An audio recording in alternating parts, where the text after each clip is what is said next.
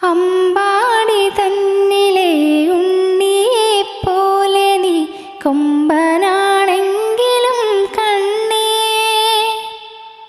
അമ്മൂമ്മ പൂതിയാലി കുഞ്ഞു കാതിലായി രാധയെന്നാദ്യമായി ചൊല്ലി.